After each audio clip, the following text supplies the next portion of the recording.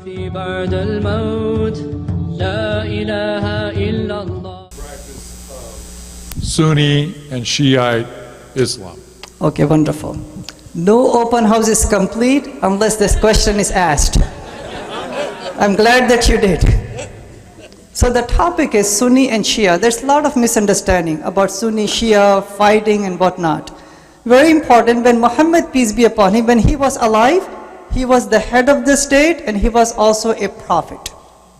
After he passed away, Muslims have to elect a new head of the state, not a new prophet, because the Quran says, chapter 33, verse number 40, he is the last and the final messenger.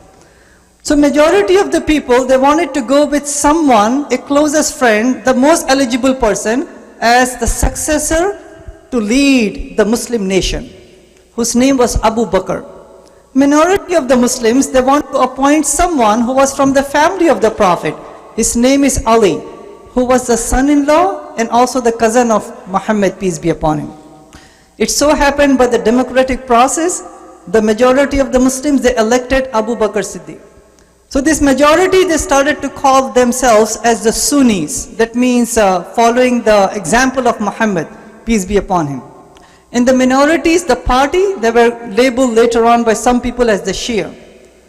However, when you read the Quran gives only one label to the followers of Islam. And that label in chapter 22, verse number 78, is the label of Muslim.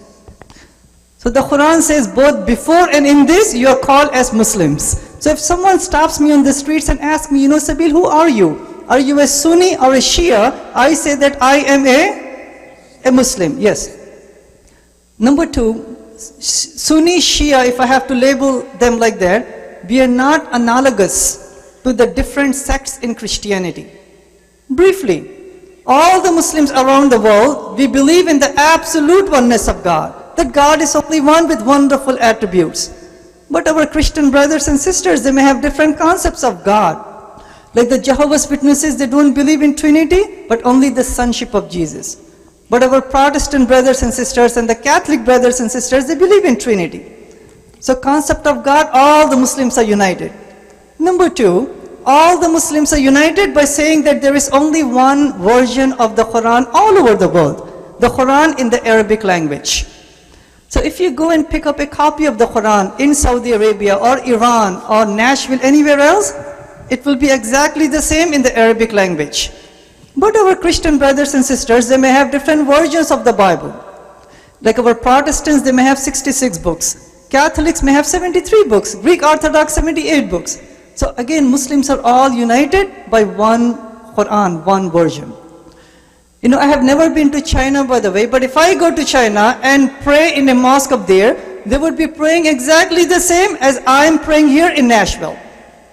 So again, all the Muslims all over the world, universally, they face one direction.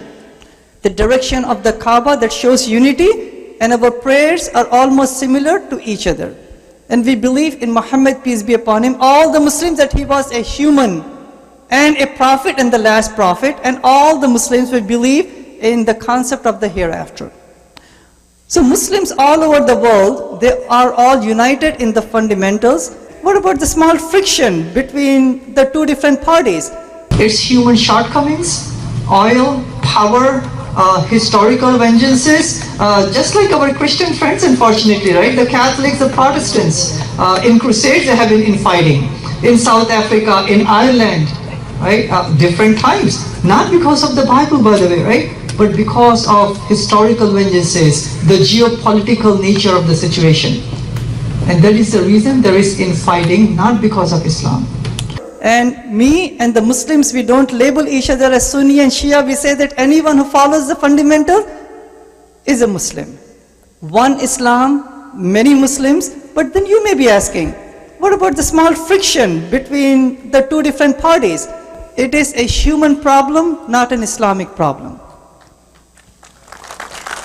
Yeah. Thank you.